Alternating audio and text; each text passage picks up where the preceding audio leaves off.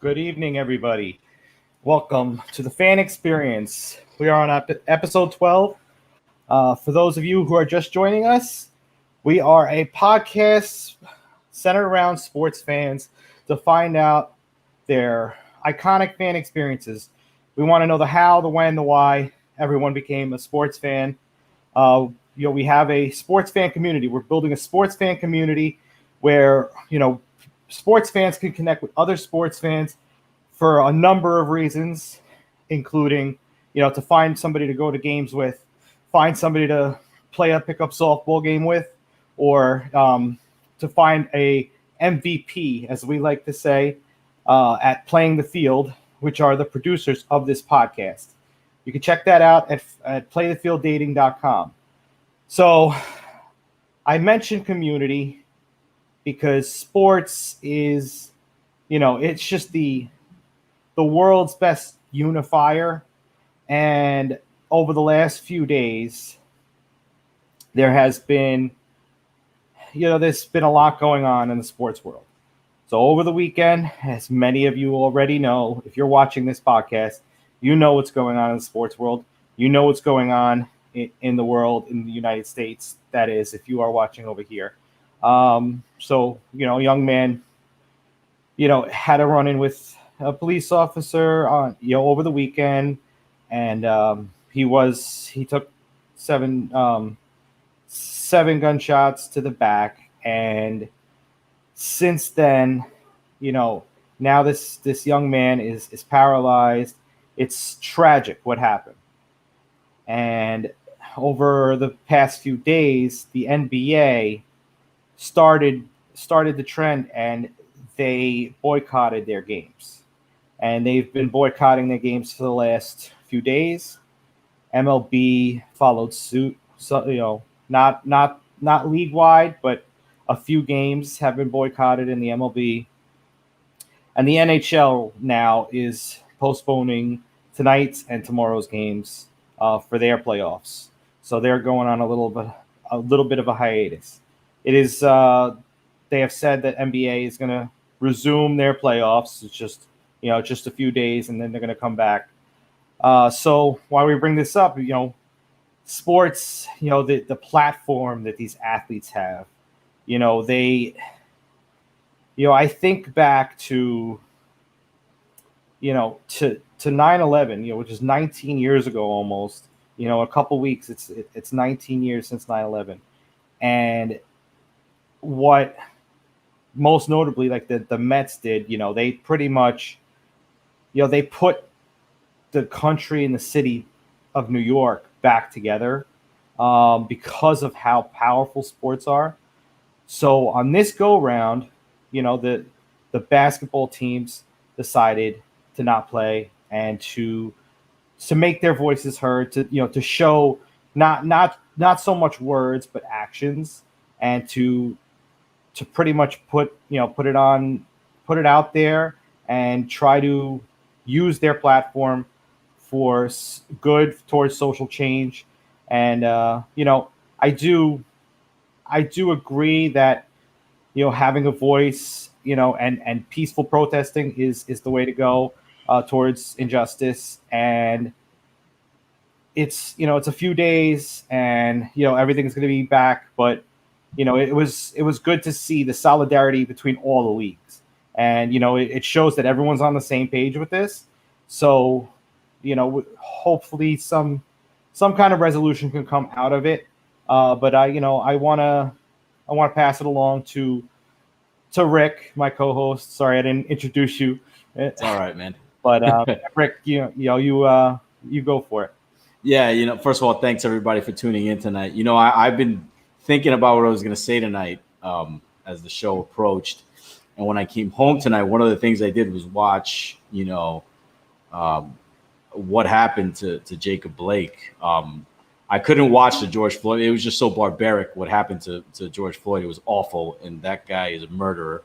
And I saw what happened to Mr. Blake.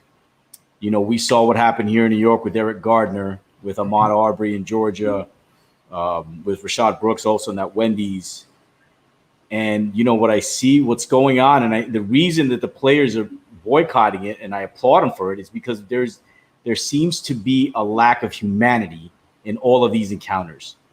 As if, you know what, life doesn't matter. I got a job too. And, you know, for somebody to pump 7 rounds into a person when there are 4 other police officers around them is just unconscionable, man. Like, I'm having a hard time wrapping my head around this.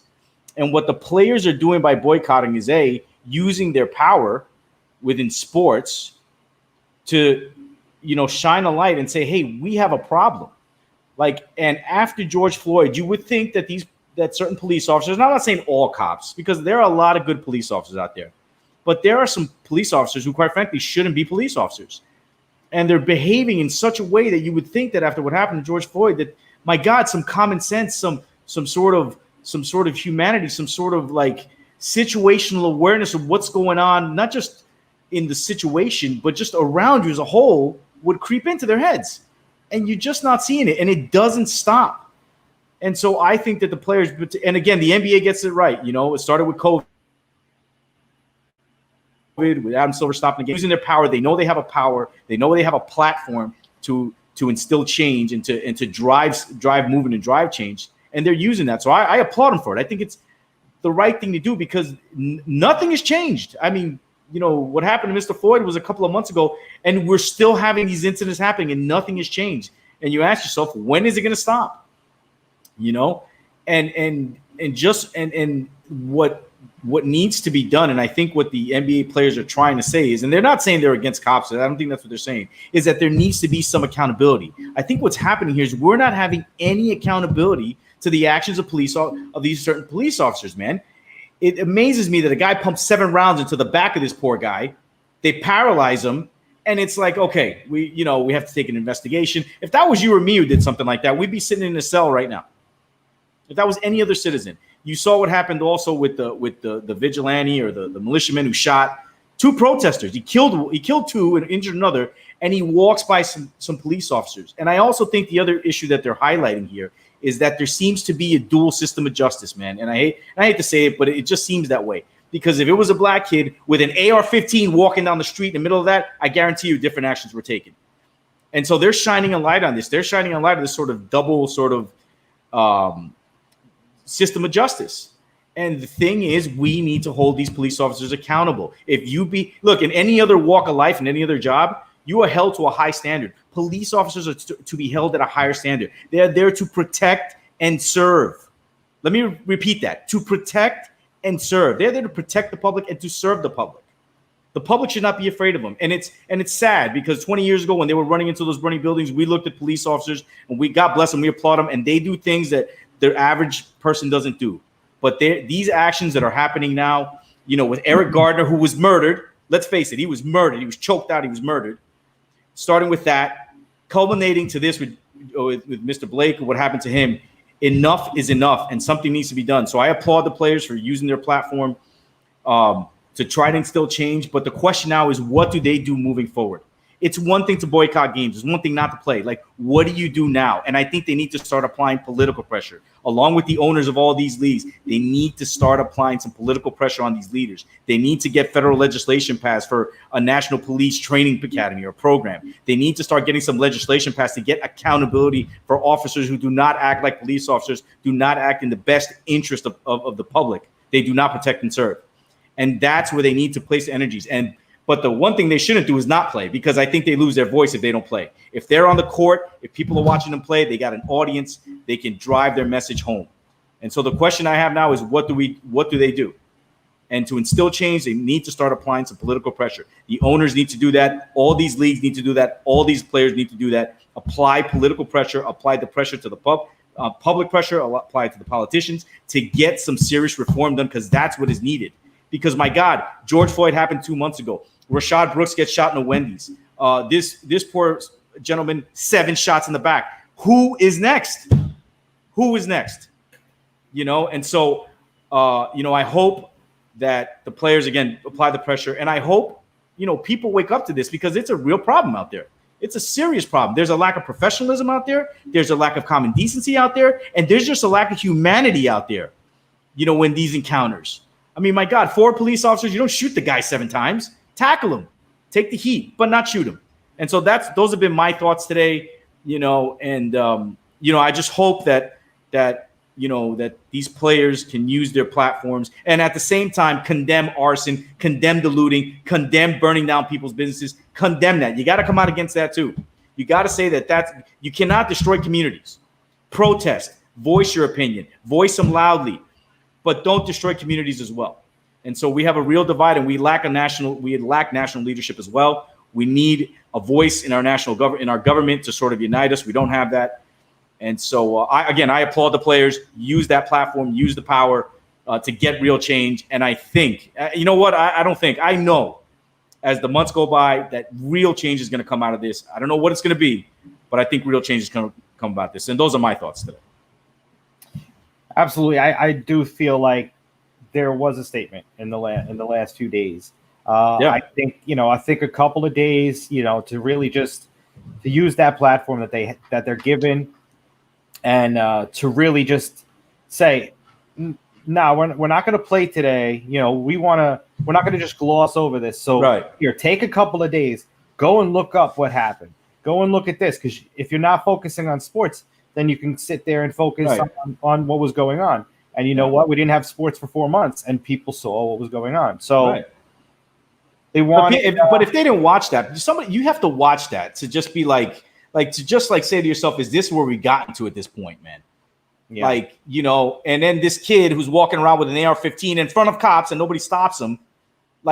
Again, the double standard. If that had been an Hispanic kid or a black kid, God forbid, and he's walking around with an AR-15, I guarantee you it would have been a different outcome. And so that is the problem. That is the divide that needs to be addressed. And we need the players, we need the owners to address that in any way they can. Yeah, there's something has to give, and something has to be done. I think I think there's going to be something that comes out of all these all these movements that the leagues are doing around all the leagues and all the teams. I just hope there's not another incident, man. I really do. I really wish that police officers understand what's going on out there. And there are a lot. And listen, I'm not bashing all cops. I'm pro cop. I think cops are for the most part, most cops are good. But those that are out there that are bad cops, and that's another thing, they need to weed out these bad cops. They need to, the police departments needs to go into their files and redo background checks on all these cops, and the bad ones, get rid of them. Get rid of them now, because these guys are that are shooting, indiscriminately, and the guy who murdered George Floyd. These are psychopaths, man. They're not police officers. They're not protect and serve. These guys are crazy. They're nuts, and they shouldn't be police officers. And so find these guys, weed them out, get them out of the police departments, and retrain these police departments, because these police departments need to be trained. There needs to be some professionalism. They need to be held accountable, and the players driving that message home, they can lead on that, and the players should lead on that. Yes. All right. Well, I think we'll. And that's what I have to say. Yeah, we'll pick it. We'll pick it up later a little bit, so we don't keep our guests waiting too long. No. So yeah, now joining us is Jon Sahn. Sahn. Oh, Sahn. Okay, Sahn. It rhymes. Jon Sahn. Yeah. There you go. And he's John, how you doing? Hey, how are you guys? How are you? Well. It's a tough time that we're living in, and it's definitely the sports guys, the athletes. They're doing what they can, and you just got to hope that it changes. It's never, it's been my life. My whole life has been like this. You can't. You talk about change. Well, if it doesn't happen now, when will it ever happen? Yeah. At least now you got athletes, you have politicians, maybe on both sides of the aisle thinking about it. But our government has been reactionary forever. It's like whenever something happens, they go, oh, let's go fix it. And then they do this little teeny weeny thing, and then everything stays calm for 5 years, and then the same crap comes back. And we just got to, as citizens, just say, this is it. We're in this all together. I think that's what COVID has shown us, that there's no no discrimination when it comes to diseases. There's no discrimination when it comes to who's getting, well, maybe there is discrimination on who's getting laid off because the big corporations don't seem to give a crap about people anymore. So, you know, it's time to really come together and be united and start looking in the mirror. And I'm not saying that I don't know if I'm a racist, not a racist. I don't, you know, I grew up in an area where we had riots at school. You know, it was, you would go to school and you'd have the Italians, the blacks, the Jews, and we would all be mixed into these hallways, and there would be fights every week and every day between the races, and it's been ongoing now for way too long. It's just, you know, ridiculous. I was just watching ESPN because there is no sports on, and I just wanted to see what they would be talking about. And ESPN2 had the Doug Williams story, and you know, you just go back to Doug Williams in 1977 when he graduated, and they gave the Heisman to Earl Campbell. No offense to Earl Campbell, but he became he was in fourth place in the Heisman balloting that year. Guys, people, I didn't even know who the second guy was, and the third guy was out of Notre Dame. So, you know, obviously he got a lot of votes, but he was a tight end. So what kind of impact on a game does a tight end really have compared to a quarterback that threw for 33,400 yards that year and had records broken, just totally destroyed? But because he was a black quarterback, nobody respected him. Because he went to Grambling, nobody respected him. And you just have to look at talent and say, this is talent. Forget about everything else. And people are people. And when you walk down the street and you already have something in the back of your head saying, you know, because they look different than you put up your guard. Well, say hello, for Christ's sakes. Sorry that I said that. For posh states. It's okay. You know, just say hello to somebody and shake their hand and see what type of person they are, and try to build relationships and do it so that because they're a part of your community. If they're walking down the street, they're your community. It's time to start helping each other succeed instead of knocking each other down and saying it's their fault, your fault, my fault, his fault. It's the way that life is supposed to be lived, is inclusiveness, helping one another. And when you have the blessings that have been bestowed on you because you were successful, give back. Do something. You know, just don't like hoard everything and just like you know, the political climate, the world is just so messed up right now, and it's just it's such a shame. Yeah, you know, John, I wanted to touch something. You grew up obviously in the '60s. I mean, you know, you see the players today with the kind of power that they had. Was it somewhat like that back in when you were growing up, or were players less? I don't know how vocal they were back in, you know, when you were growing up in those times. But were they as vocal? I mean, obviously there was Ali, there was Jim Brown, Kareem Abdul-Jabbar, but were the players as vocal and as powerful as they are today? Well, I think the players are much more united now than they were in the past. You know, which is, you know, you got to realize in the 70s and the 60s, you know, Jackie Robinson only broke the color barrier at the end of the 40s. Yeah. So, you know, and still there were teams that didn't allow blacks to play on their teams, you know, until the early 60s. Mm-hmm. So there was, and then, you know, what's the dynamic inside the locker room? We don't know that. Mm-hmm. I know that I know that in the 70s, college athletes started boycotting games and things like that at that time, which was pretty interesting. And I didn't know that even when I lived through it. Wow. You know, but it was going on back then. And But athletes didn't have the power that they have now. Just remember, athletes like Mickey Mantle, Willie Mays, Jackie Robinson, they all had jobs. Whitey Ford, all these guys that were multi ring bearers, won huge amounts of championships, were superstars in the day. It was like a part-time job, sports. Now they're getting paid hundreds of millions of dollars. So their voices are listened to, where back then it wasn't the same. And Muhammad Ali, totally different story. Even when he went to jail for draft dodging, yeah, he was Muhammad Ali, but how many people were really focused and thought that was something that was racist or a negative thing, where it was on the top of their mind? Yeah. Here, this is our society. Our society, we grew up when I was growing up, we had beat cops. Everybody knew who the cop was that was in your neighborhood. Now people don't know who the cops are. There aren't the relationships aren't the same. I remember watching Abbott and Costello.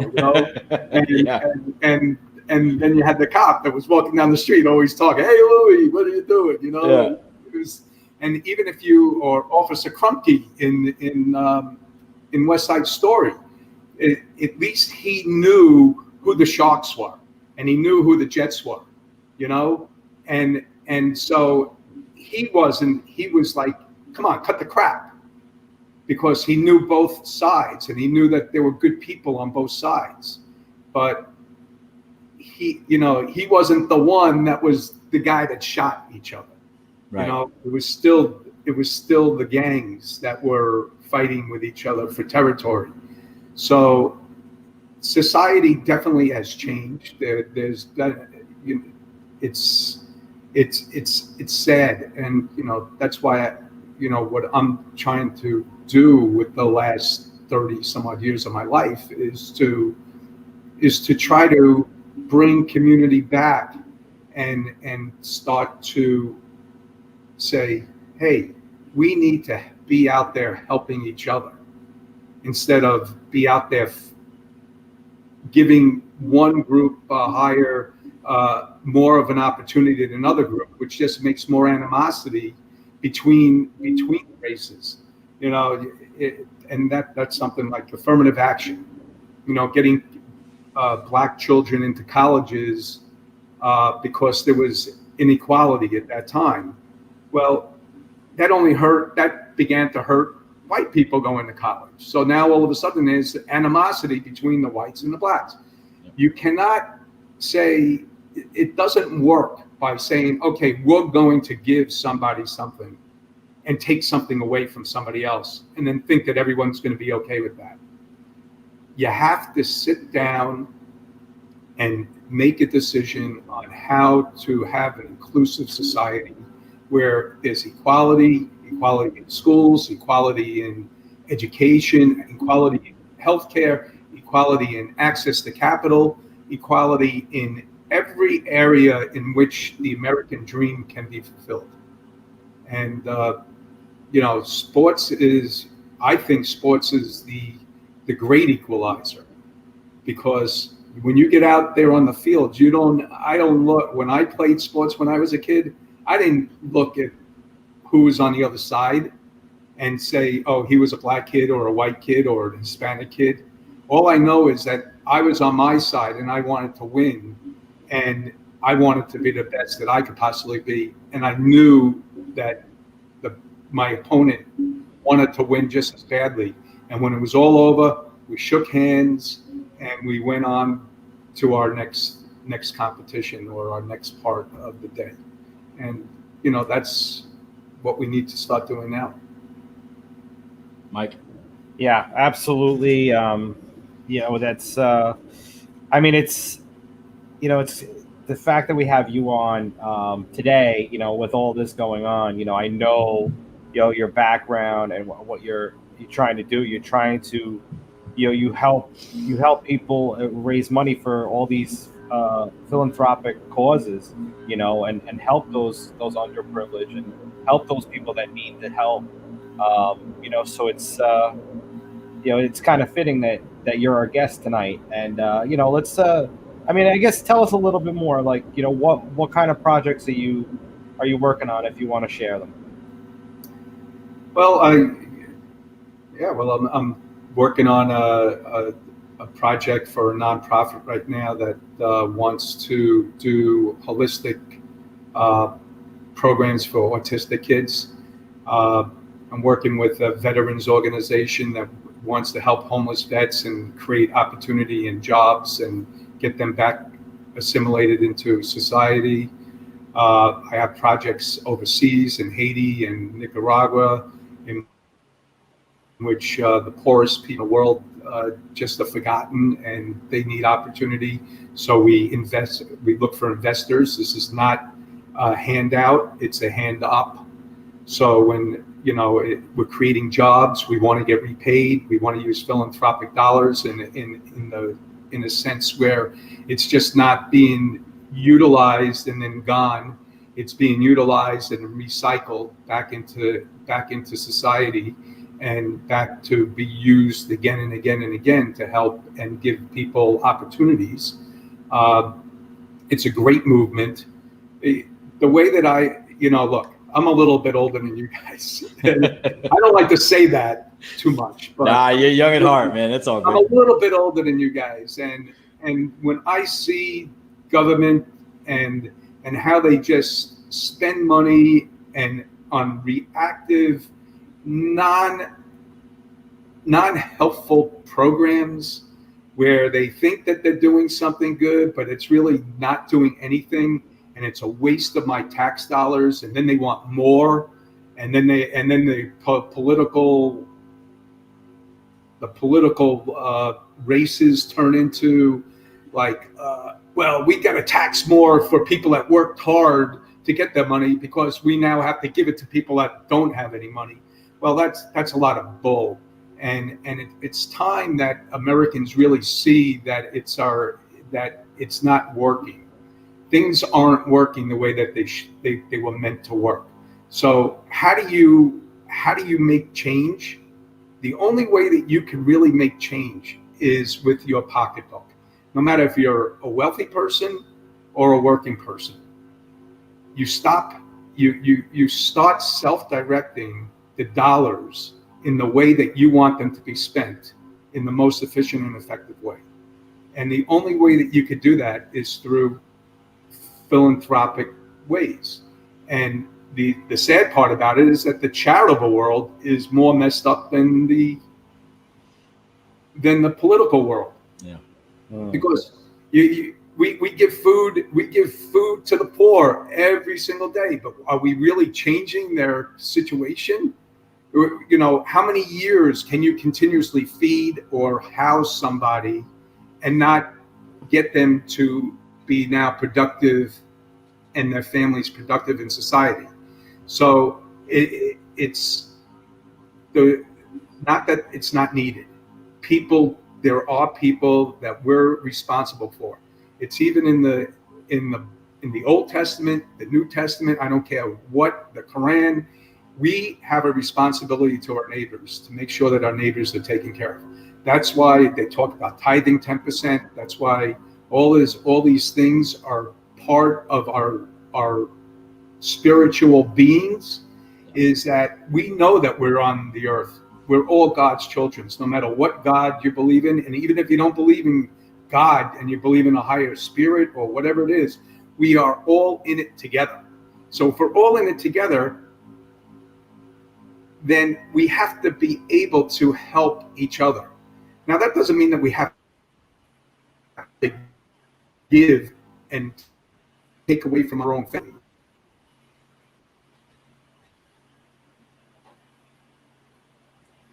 You got him freezing? Yeah, he froze on my end. Sorry, Yeah. folks. We got a little technical difficulties here with our guest. We got a storm in the area over here, so I don't know. Yeah. We got a little technical difficulties with our guest, Jon Sahn, who froze right now. Yeah. There's been a bit of bad weather. Hold on. There he is. I think we got him back. There we got go. him back. There you are, John. I guess it was my, what can you say? Technical difficulties. Yeah. It was a gift from God. He wanted me to. Yeah. So, so I'll go again. And so yeah, we were talking And this about. is way above my pay grade, guys. This is way above my pay grade. I am not a politician, and I'm definitely not a. Yeah, none of us are. Yeah. But we're gonna go back to that, world's greatest unifier, and we're gonna go back to that, the sports world, and specifically, where you became a sports fan. So you mentioned Willie Mays. So I saw that you were a huge Willie Mays fan, a Giants fan, and so what happened? So I grew up being a Willie Mays fan. I played center field. He was my idol, even though I wear number 14, not 24. And I went to my first baseball game when I was about 6 years old, and my dad took me to Shea Stadium to see the Mets play the Giants. And I had my little Giant hat on, and I asked him to buy me a pennant. And so I'm raising the pennant, and I'm yelling for the Giants, Willie McCovey, Willie Mays, Juan Marshall, Ron Santo. It was like, come on. They were greats. Awesome. Yeah, they were greats, all of them. Yeah. And then all of a sudden, and the Mets were terrible. It was 1964, 65. They were still the laughing stock. Casey Stengel was the manager still. But it was a fun place to go. And it was my first major league game. And all of a sudden, the Mets were in the game. And they weren't getting blown out. And the whole place went, let's go Mets, let's go Mets. And all of a sudden, I'm like looking around, and everyone's like, come on, kid. They're giving me all sorts of grief, how New Yorkers are. And they're going, you should be a Met fan. You're at the Met game. Don't, what are you rooting for the Giants for? And finally I succumbed. I threw the pennant on the ground. I threw the hat on the ground. My dad bought me a Met hat, which I don't have any longer. And I became a Mets fan, and been a Mets fan ever since. And 1969 was a great year. Great year. I wish I could have another year like that. Unfortunately, New York sports teams, they don't know how to win other than the Yankees. Yeah. Well, John, you grew up around that golden era, because you had in 69, you had the Mets, you had Namath and the Jets won a Super Bowl. The Knicks started to get on their run, winning a couple of championships. They won two in 4 years. They won two with Frazier and Phil Jackson was on that team. But tell us about those times in New York. I mean, what was it like? Was the city just like a buzz? I mean, was it like Boston is now, where every time that everything they touch, they win? Was it kind of like that? Well, you got to realize that the Mets, the Jets were second class citizens in New York. It was still the Yankees and the Giants, know. So, but on Long Island, the Mets and the Jets were the teams.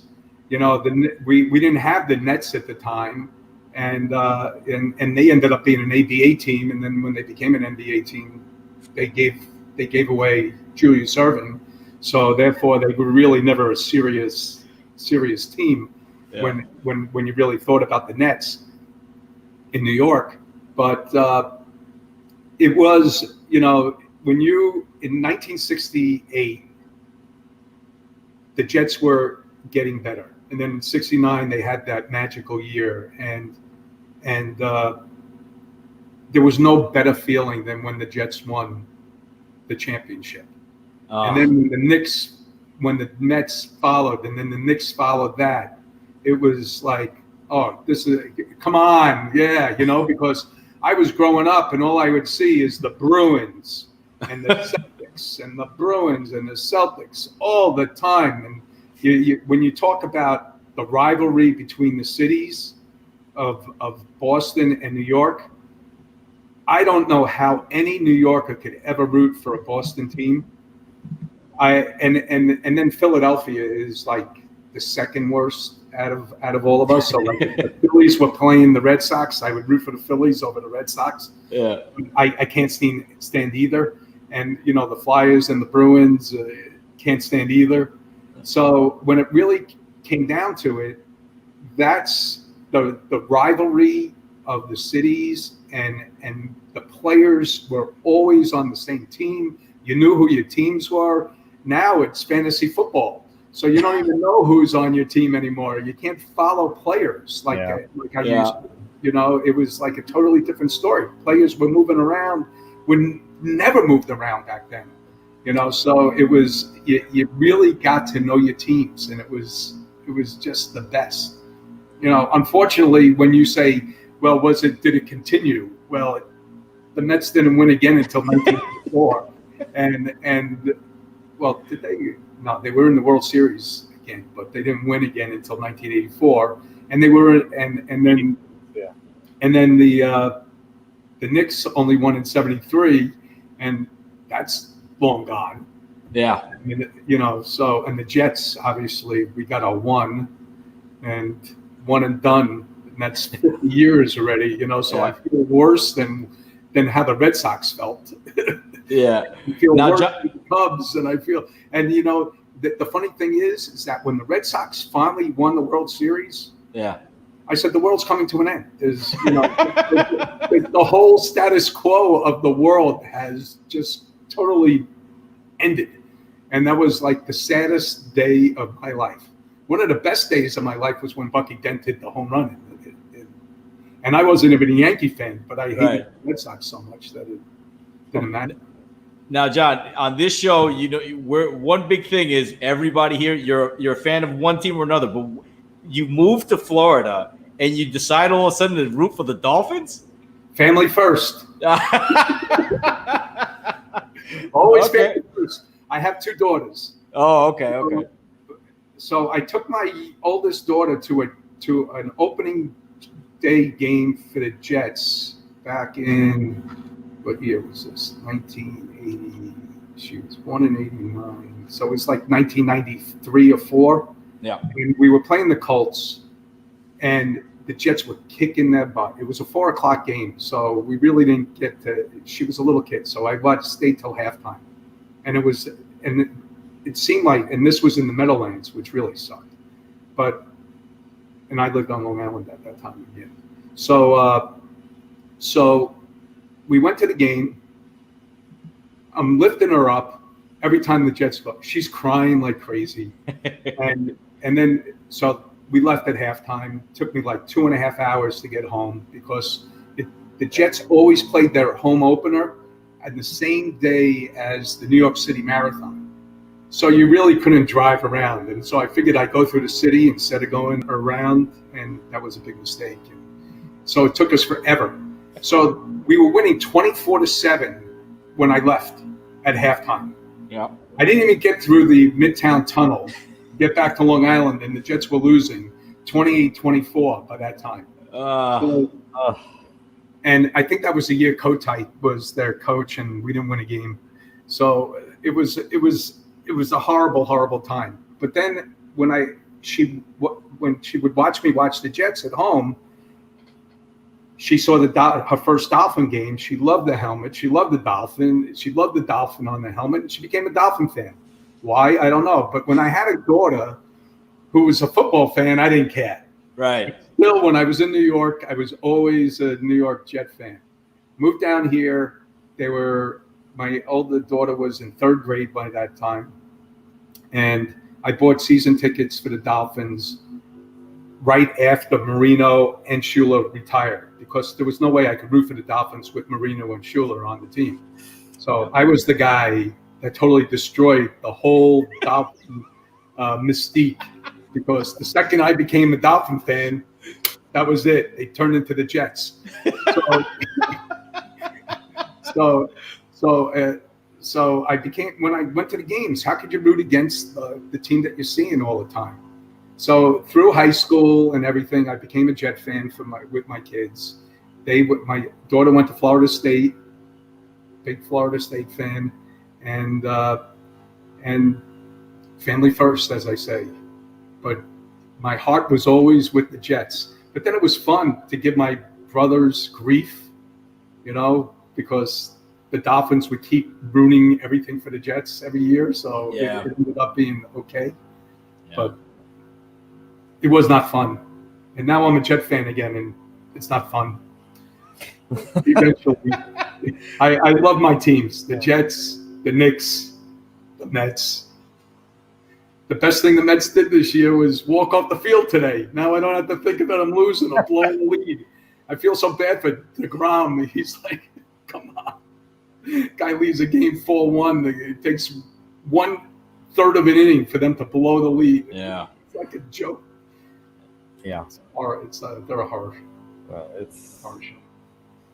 Yeah. So that's why. Ricky. No, go ahead. Yeah. Okay. Yeah. So, you said family first, and I'm a Jets fan as well, but married into a Bills family. So, but it's Jets, every week, but it's Bills also for 14 weeks a year too. And but you're married into it. It's not your kid. Well. I married into a Giants family. You know what? It killed me. The second I got married, the Giants win Super Bowls, and I'm like sitting there. Oh my God. Yeah, well, the Jets have more Super Bowls than the Bills do. So I mean, well, they were there for 5 years. I've got to be a Bills fan. So I wanna talk about we were talking about the Knicks and you're wearing the Knicks hat. So they they won at 73, like you said, and then they were pretty much abysmal for a while. And in the 80s, you tried to help the team in some way. So what'd you do? So we had a family business that ended up going out of business after my father died, and so I was looking for work at that time, and the Knicks were trying to hire a general manager, and I knew that I could be a great general manager. I watch college. I love college basketball. It's like one of my favorite things, and so I put this whole game plan together for the Knicks, and I said, well, if they, nobody wants the job, I'll take the job. So I sent them my resume. I sent them I wanted to hire Dale Brown, who was the coach of LSU at the time. Okay. Because I loved how LSU played. They just passed the ball. It was like total team basketball. It was great.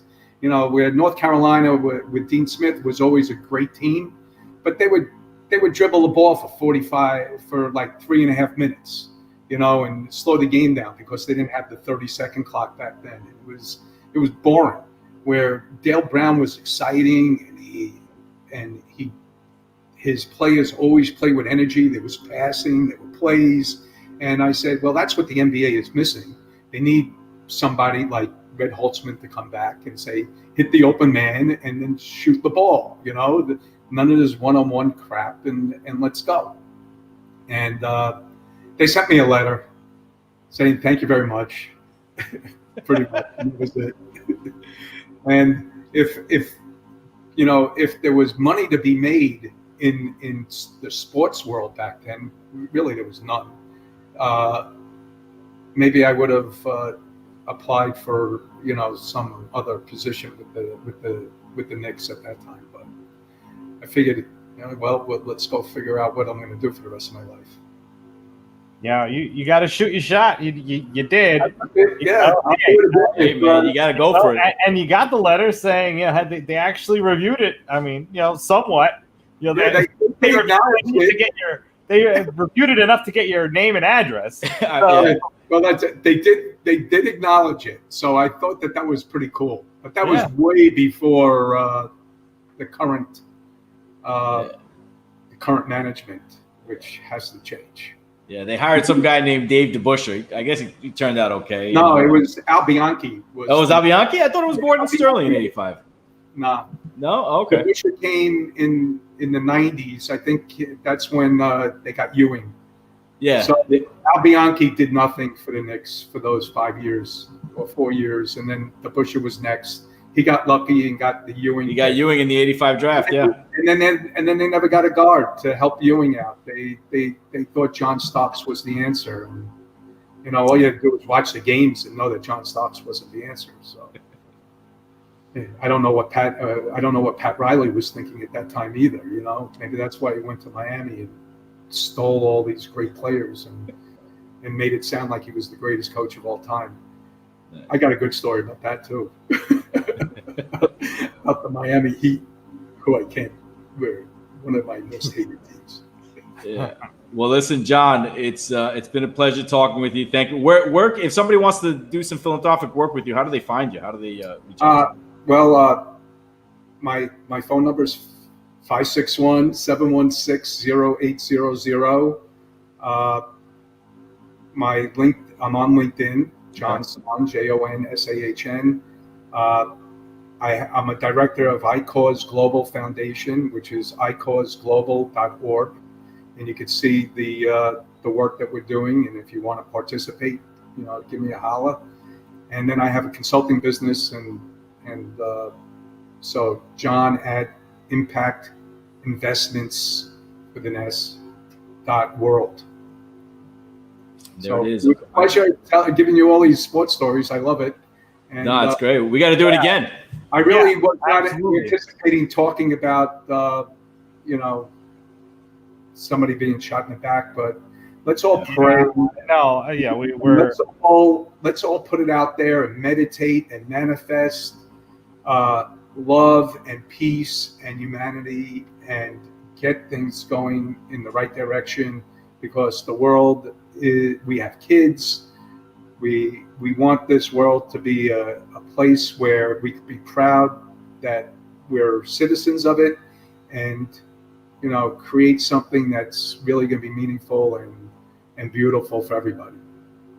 There you go. Absolutely. And, you know, right before we sign off, you know, I just want to ask, you know, because of, you know, the sports and the community, and we're helping people trying to find their MVP. So who is your MVP? You know, who's that, you know, that person that you really, you know, close with the, you know, the sports bond? Who's that one? In the sports world? No, like in life. You know, friends. Your daughter. You know, so if there's any young ladies out there that look, hey, ladies, he's available. He's a Nick Islander Jet fan. Guy was almost a general manager of the Knicks. Come on now. I don't care. You know, I'm a nice guy. And, there you go. My daughters are my MVPs. That's right now. That's awesome. Well said. I love the most, and they're my MVPs. And no matter who my next MVP will be in my life, they better love my daughters, because they come with me. It's a package deal. Well said. Awesome. Great answer. All right, John, thank you so much for coming on. Thank you, John. Thank you for the insight. Hey, thank you, guys. Have a great one. Again. Yeah. Have a good one. Good night. Jon Sahn, everybody. Man, that's a lot of history. I wish I could say that the Jets won a Super Bowl. You know, that the Knicks won a couple of championships, that New York City was a toast of the town, but we can't say that. No, we can't say that. Instead, the Jets. Well, I mean, you had your Yankees for a little bit. Yeah, I had the Yankees, but I have Adam Gase, and I have Jim Dolan.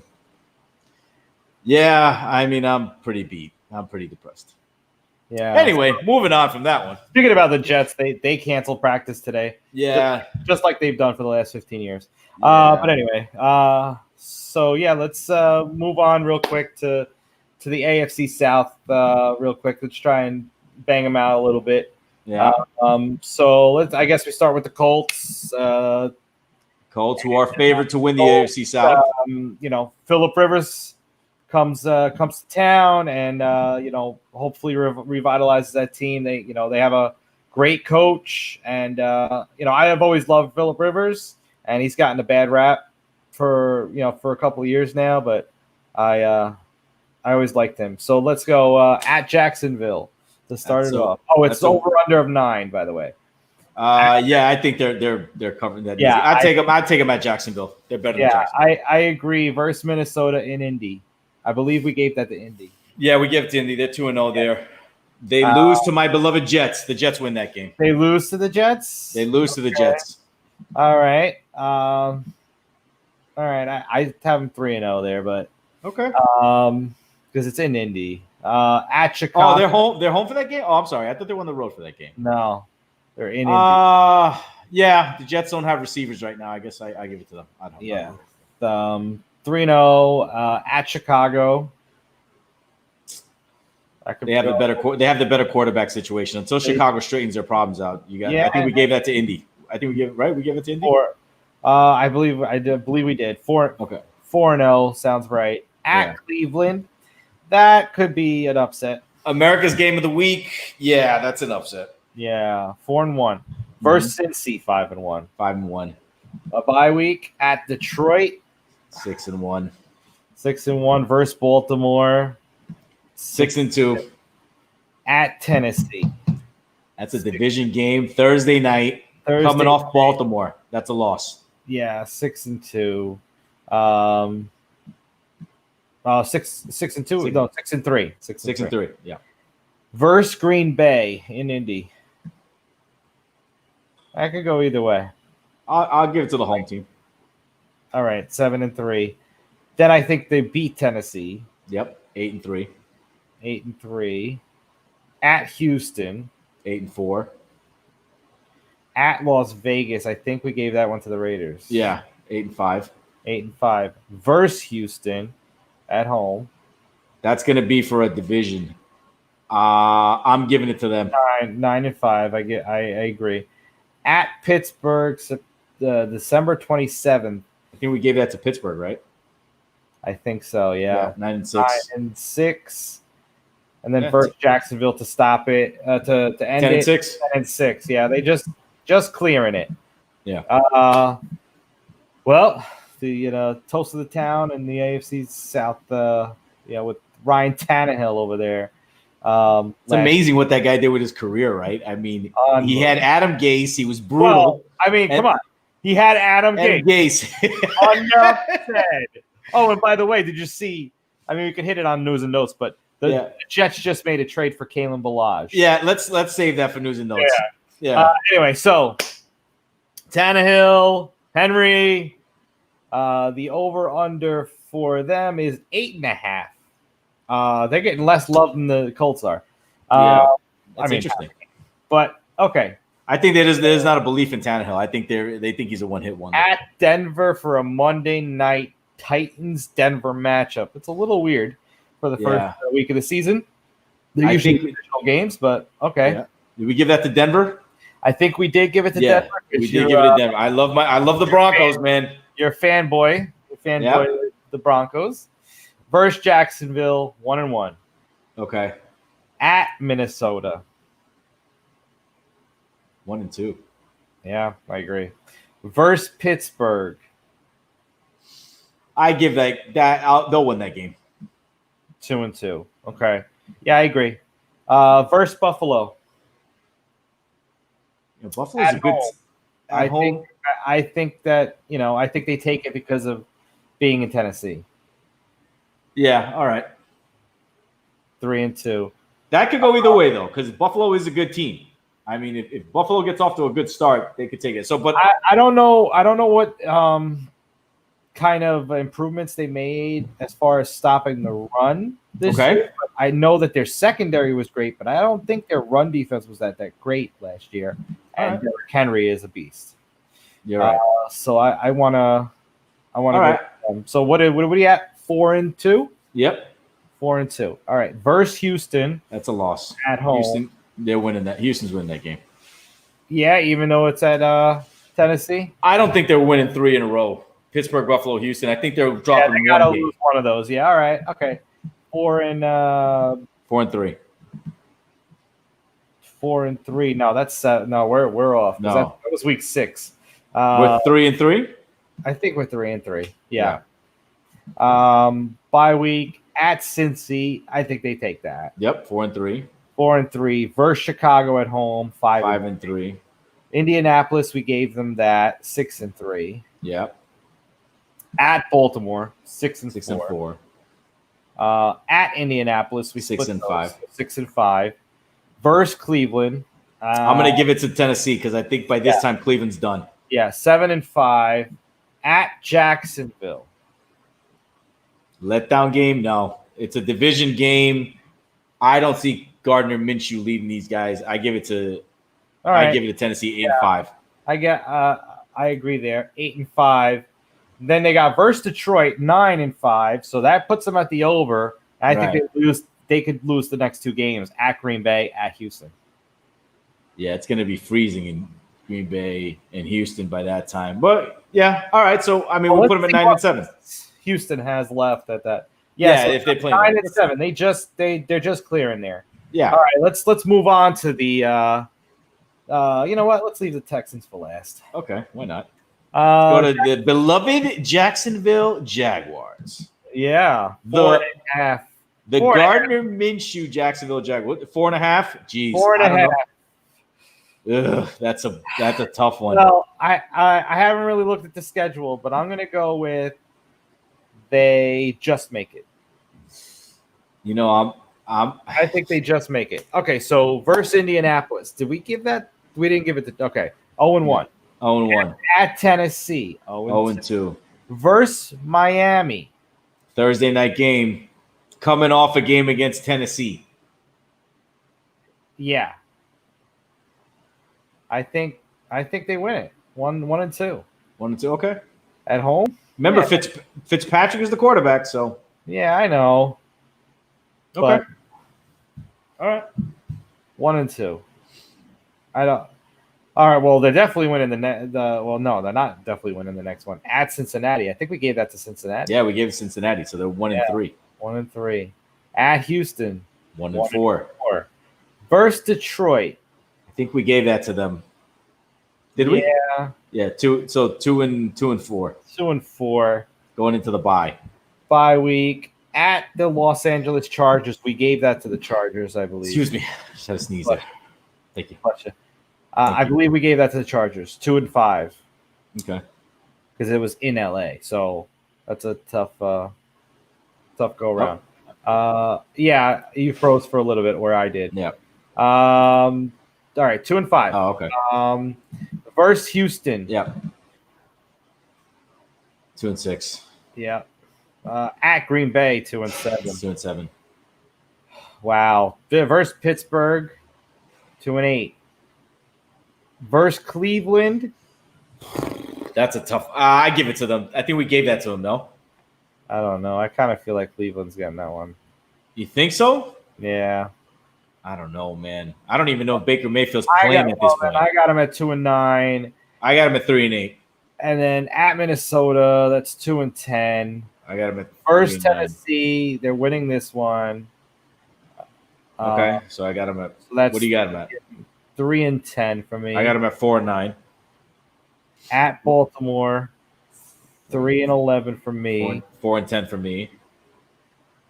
Versus Chicago, with Foles. Yeah, but it's going to be cold. It's going to be freezing. There's going to be no fans. No, it's in Jacksonville. I mean, I'm sorry. It's in Jacksonville. Why did I keep? Yeah. It's in Jacksonville. Foles. Oh, Foles is coming back. Now, who knows who's going to be the quarterback at that time, man? You know what? Is Ngakoue playing? Is he going to be playing or no? You think he'll be playing? For the Jaguars? Yeah. I don't know. I mean, we'll see what plays out. You know what? I'll give him. Did we give this to Chicago? On the road? No, right? I felt like. I'll give them the win. I think Minshew Mania takes. Okay. So I got him at 5 wins.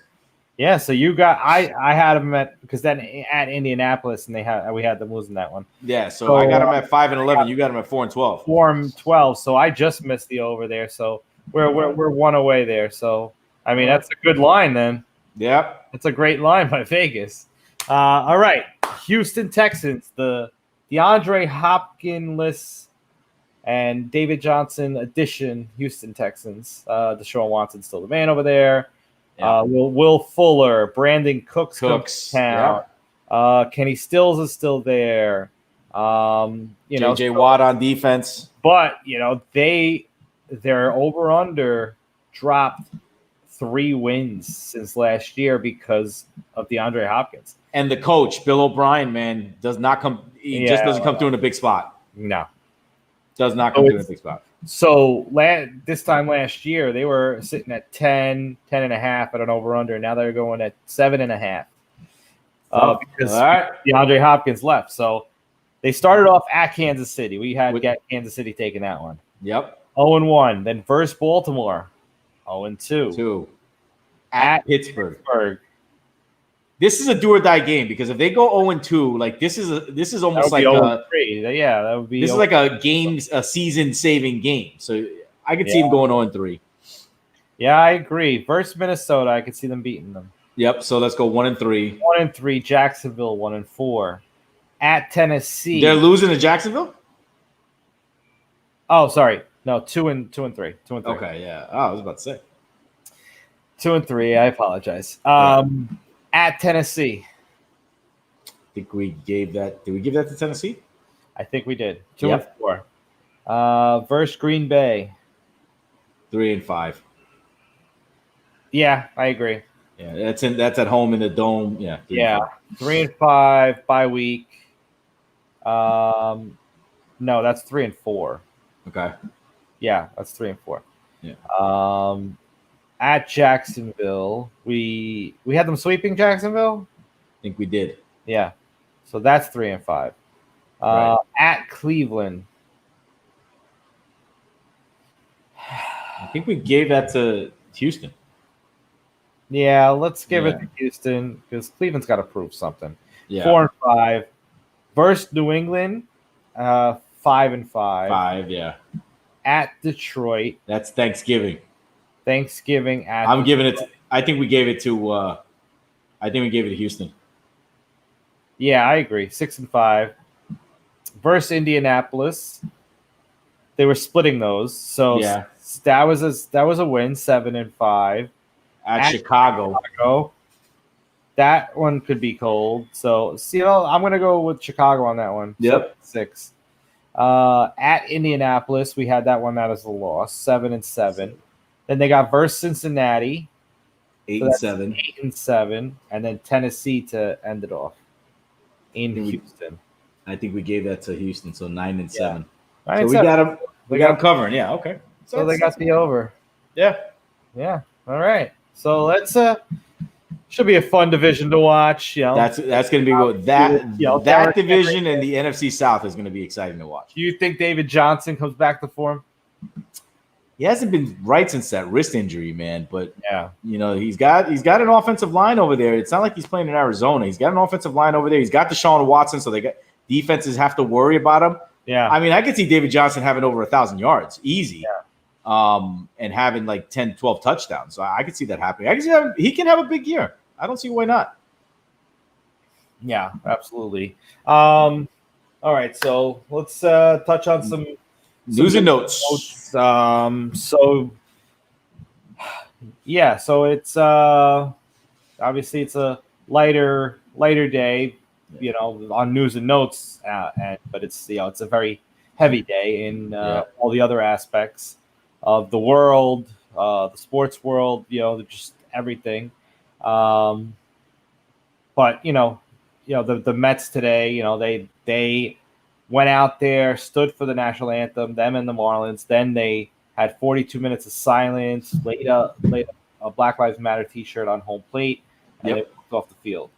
So they wanted to put in their statement and not play today's game. A couple other teams in the MLB. The MLB is the only one that hasn't league-wide postponed any games.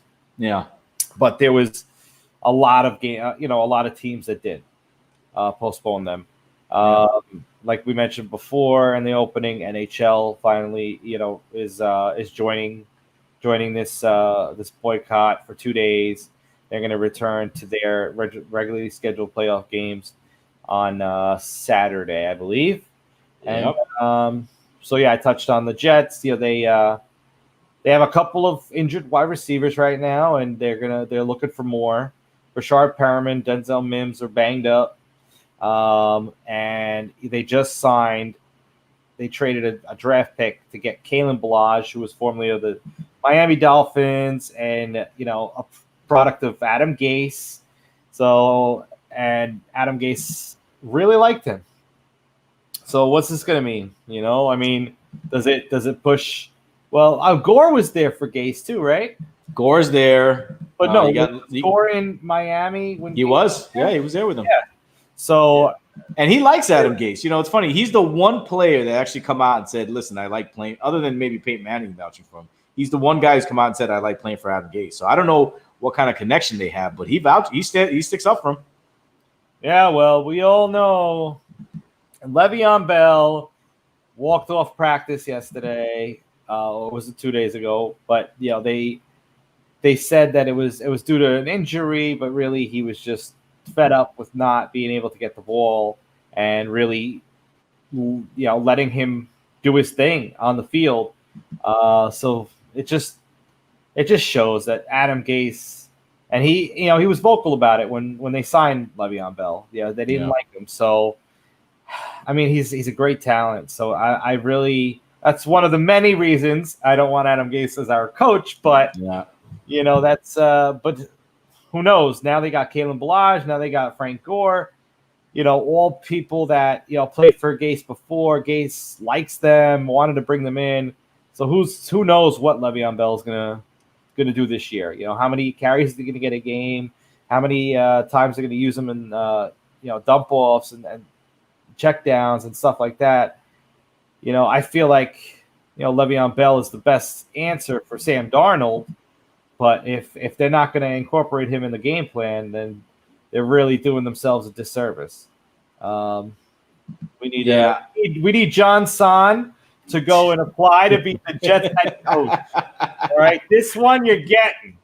Yeah, I don't know what to make of it. I don't know what his deal is with Le'Veon Bell, but he's got a premier NFL running back talent back there, and he's got to use him more. And Lev Bell's right; he's right to be pissed off. Yeah. My God. Use the guy. The guy was one of the best pass catching running backs out of the backfield for Pittsburgh.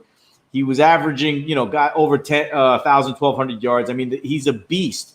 Use the guy. I don't know what it is about Le'Veon Bell that either rubs Adam Gase the wrong way, doesn't want to use him.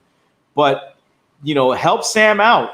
Obviously, we made the one mistake we made in the draft, we didn't draft enough wide receivers. We got Denzel Mims. Instead of drafting this kid, this quarterback in the 4th round. What's his name? James Morgan or something, I think it was. They should have gone after a wide receiver, and they didn't. They're going to have to make some moves to get some wide receivers back there because they're going to need to give Sam some help back there. But, man, for God's sakes, use him, please, and use the tight ends.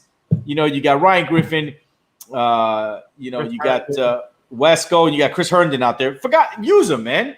Adapt. Well, they're saying that Chris Herndon is Darnold's favorite target right now. Yeah, so he's got to adapt. Preseason and whatever practice. He's got to adapt. So, but yeah, we'll see. I don't know. I like you see what Joe Judge is doing with the Giants.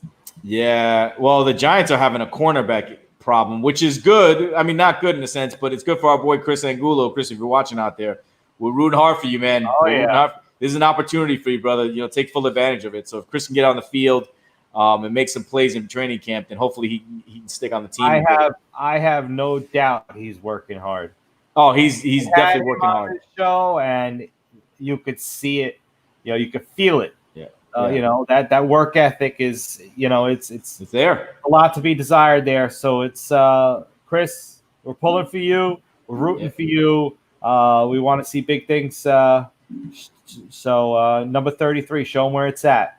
Yeah, and when you guys break camp and you start your first game, see if you can come on the show before the first game. But yeah, man, look, also with NFL news, a letter was sent to Goodell, some lawyers representing over a dozen former employees of the Washington football team, requesting an independent investigation into sexual harassment allegations into Dan Snyder.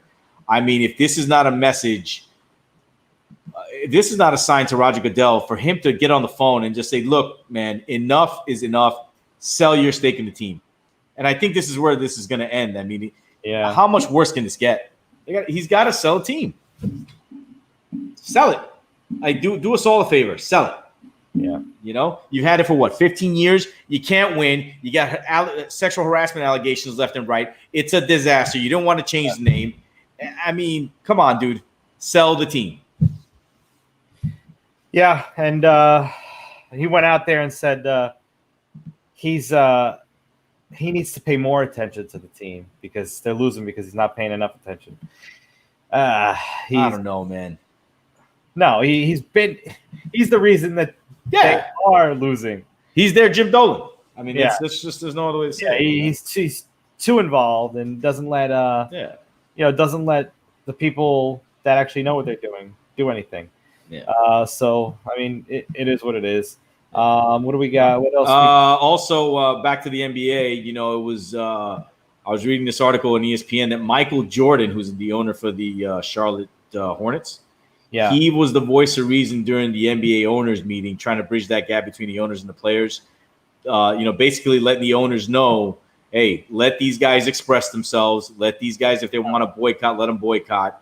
And then also reaching out to the Rockets, Russell Westbrook and Chris Paul, to see what it is, how they could help them, getting their message across, getting their movement across. And according to the article in ESPN, Jordan said right now listening is better than talking. So, it's a real plus that Michael Jordan is an owner of the team because he was a player. He was the greatest player of all time, and he can relate to the players. And if Jordan says something, these players are going to listen. So that's really important. It's important voice to have.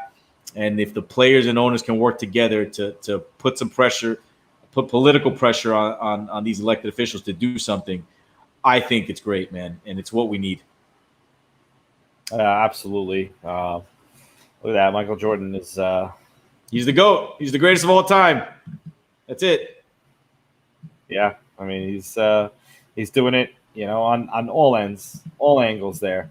So it's it's been a couple of days off of sports. So I mean, we're kind of used to that. We had 4 months without it. So a couple of days. I mean, we didn't want it this way, but No, of course not. But the way I look at it, it's like we might be like, no sports, but let's be real. There's a couple of days without sports is a lot better than somebody ending up paralyzed or killed. So 100%. That's what they're trying to show. It's not about can't cry over no sports for a few days. There's bigger issues at hand, and them playing basketball, NBA playing basketball, NHL playing hockey, MLB playing baseball is not, you don't want to cancel them forever because then, you still need that escape. Right. But you have to at least do enough just to hit the pause button. Little Zach Morris timeout. Saved by the bell, timeout. I mean, Zach Morris, he was the voice of reason in Saved by the Bell. He knew how to get his point across. So anyway, but we'll be back to normal as far as sports goes. But obviously, there's a lot to work on, and hopefully there was some eyes opened, and we're on a path towards something. Yeah, and also that they have the fans behind them. I mean, that's the other thing, man. That they have this momentum right now. They got the leverage. They got the people behind them to get this message out, and it's the right time to. They need to take advantage of this opportunity, like I said, and move forward with it, and have a plan moving forward to exact change. So Black Lives Matter, 100%, and hopefully, there are better days ahead for everybody in this country. Absolutely, and prayers and thoughts and prayers out to Jacob Blake and all the other lives lost in the last few months and years. So Yeah, this was a good one. We're going to wrap up for today and let you guys get an early start to your weekend, Friday tomorrow, and we have great couple shows lined up for you next week. Join us Tuesday, 9 p.m. Eastern, YouTube and Facebook. Have a great weekend, everybody, and enjoy the return of sports.